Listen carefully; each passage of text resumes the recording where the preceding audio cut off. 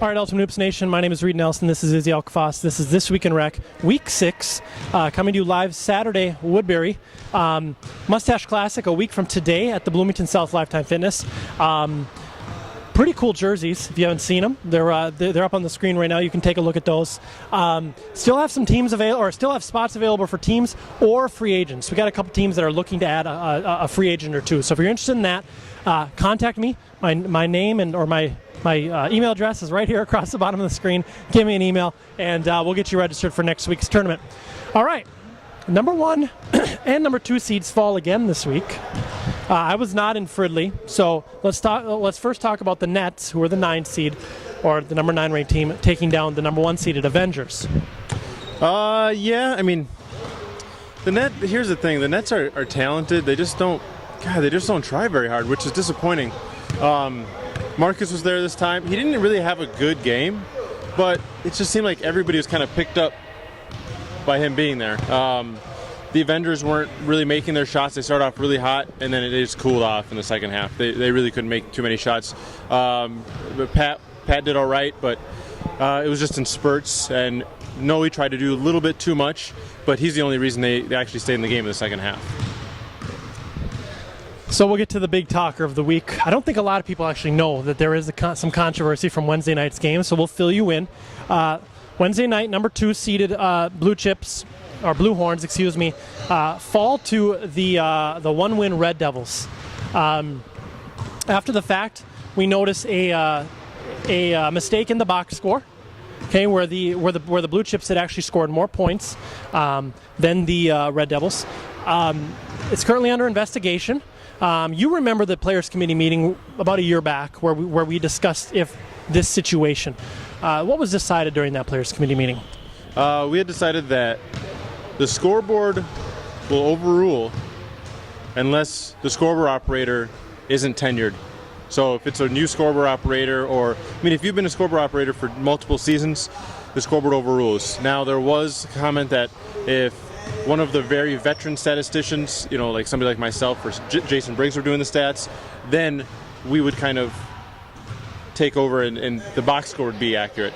I would say 90% of the time the scoreboard's going to have to rule in a situation like that.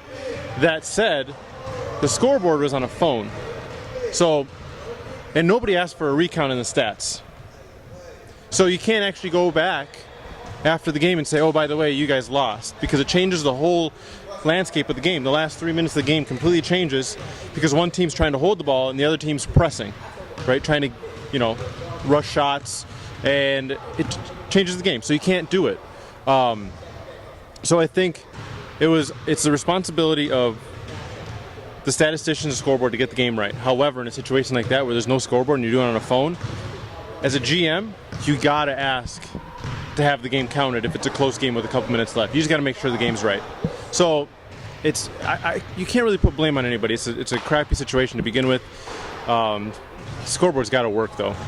Yeah, from now on we're going to have an electronic tabletop scoreboard, at least near. And I think for January we're going to try to order one for both Fridley and Bloomington, because obviously they have the 2 scoreboards. So not ideal to have the scoreboard malfunction, but our scoreboard operator for that game had checked. He's done around 160 games. So he's tenured. Yeah. He's not new. Right, but it's still done on a phone. So you can't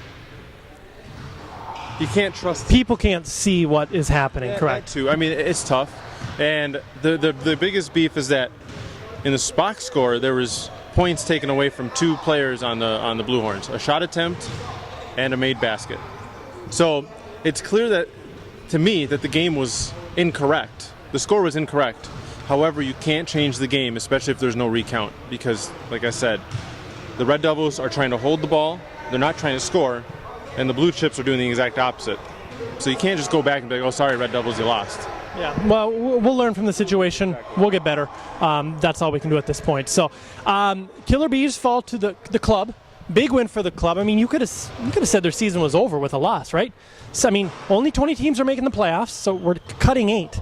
A 2-win team is not making the playoffs. Right. So, yeah, I mean, they definitely needed that win.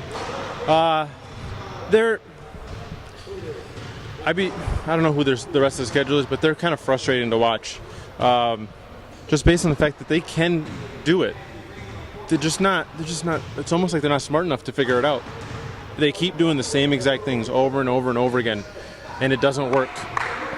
So somebody's got to step up in that huddle and just take over. There's too many voices right now.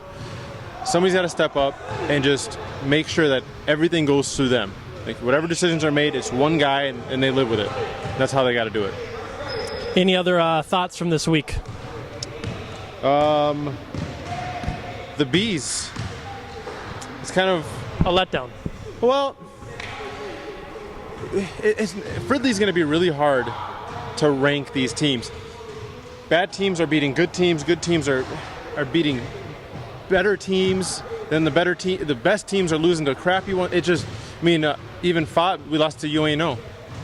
You know, and UNO played the Nets really tough, but then they barely beat the Barracudas, or they might have. No, they lost the. The Barracudas won this week. Yeah, they beat the Players Club. I mean, the Players Club beat. They think the regular club. I don't know. It's just a mess. But it's great though. That's awesome. I think that's a sign of a great league. So, who's the number 1 seed this week? Players Committee number 1 seed comes out. I mean, Gorillas lose too, correct? No. Oh no, the Gorillas lost last week to Showtime, which is why they weren't the number 1 seed. So I don't know what's going to happen.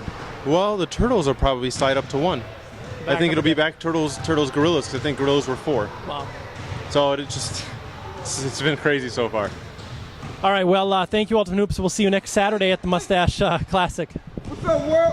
Adam Kidd, you know what I'm saying? We out here, me and my man Izzy Reid. We got this W. We trying to get this banner. Y'all can't see it. It's up there, though. We're going to get another one. We out here. My man Mont, he got the Rockets warm-up on. Y'all ain't know he was certified like that. Toyota all day. Free promotion. LG G2. Get you one. Please change the name to Paris Kyle's team. Thank you. Thank you.